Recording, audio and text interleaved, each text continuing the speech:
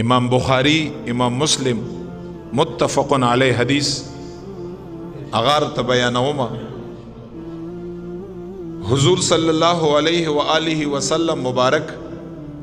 صحابو ته فرمائی، نبی علیہ الصلوۃ والسلام صحابو ته فرمائی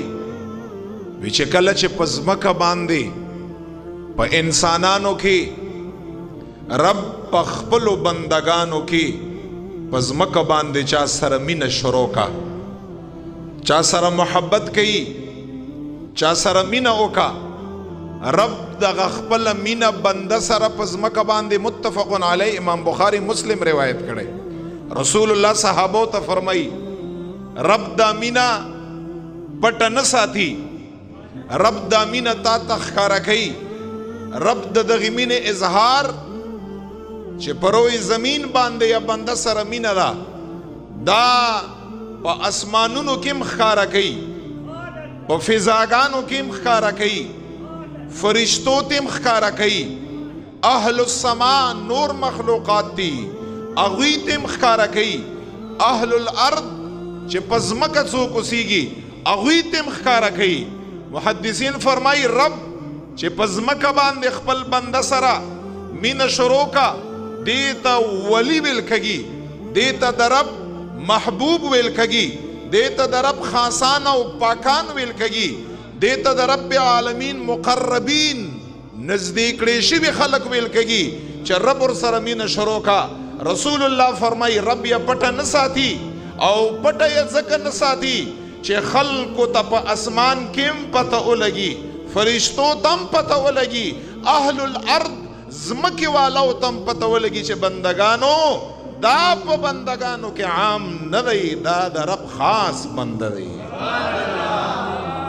خکارکی در دا. رسول اللہ سے فرمائی بیچا رب چه کلمین شروع کا محبت جبریل رؤو غاڑی حدیث الفاظ دی، جبریل تاو آئی طولنا اول ابتدا جبریل لکا چه دا دا فرشتو رسول دی، دا پا فرشتو کی طولنا افضل دی، طولنا اولاو بہتر دی،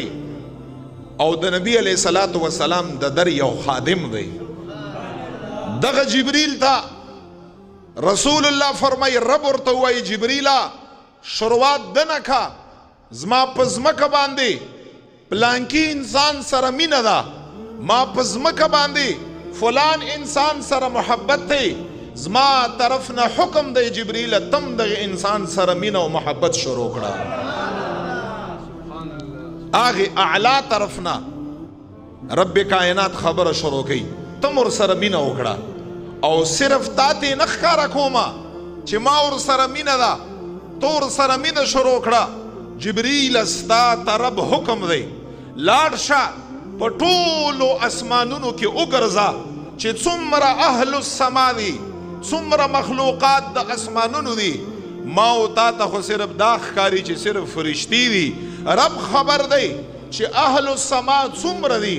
څومره په تعداد باندې دي، څومره قسمونه مخلوقات دي. جبریل لاړ شه اهل السما چې څومره دي، اهل السما لفظ دی، فرشتو ته ووایه داسې نه ویلي، اهل السما چې څومره مخلوقات د اسمانونو دي. جبریل لاړ شه په ګوټ ګوټ کې اعلان وکړه چې په ځمکه باندې دغه انسان سره رب مینه ده، ما مور سره مینه ده، ای اهل السما تاسو مور سره مینه شروع کړئ. او چې کله بیا دغه درې قسم مینه ور سره شروع کا، نبی علیہ السلام صحابو ته فرمایي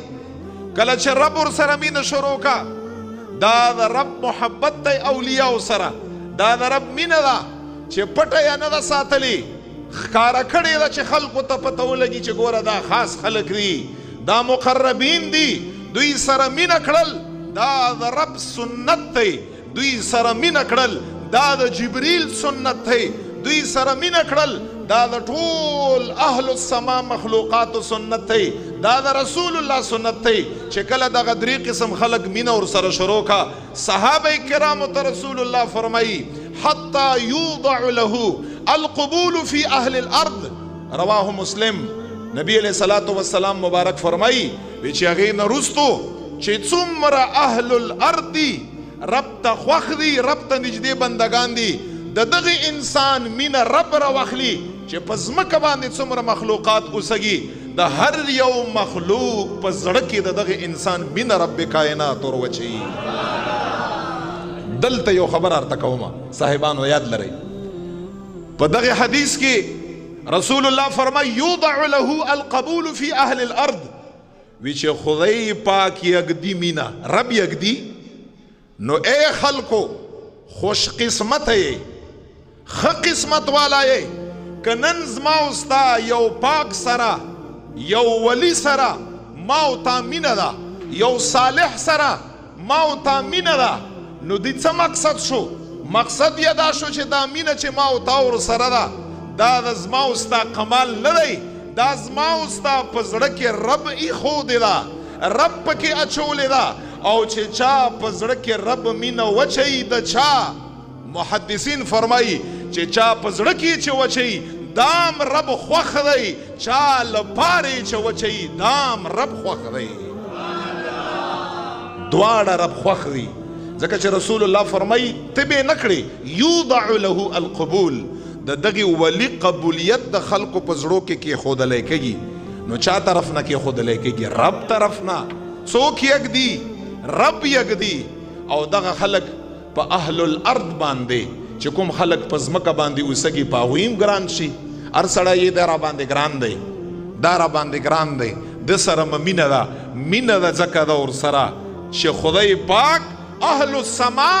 په زړونو کې ورسره مینه اچولې ده، مینه ده ځکه ده ورسره چې جبریل کې خدای پاک دغه ذات دپاره مینه اچولې ده، او مینه ده ځکه ده ورسره چې رب خپله دغه انسان سره مینه ده ځکه تا ورسره مینه ده. دا رسول الله مبارک فرمایي چې خدای پاک جل جلاله جبریل تم اووی، اهل السما تم اووی، فضا والا تم اووی، او چې څومره په ځمکه باندې دا اوس رب خوښه ده، دا اوس رب مرضی ده چې یوضع له القبول، دا قبولیت د دغه انسان د چا چا په زړه کې ږدي، د چا چا په زړه کې نه ږدي. نو زیم چې ام خوش قسمته دی چې چا سره رب مینه کا، خو والله هغو قسمت هم څه عام قسمت نه دی، ام خوش قسمته دی چې بیا د چا په زړه کې رب د دغه قبول ورواچوي. دا هم د رب طرف نه ده، دا انتخاب هم چې زما او ستا په زړه کې د دغه انسان قبولیت رب ورچوي. مقصد یې دا شو چې زما او ستا زړه دغه قبولیت دپاره چا منتخب که؟ رب العالمین منتخب که.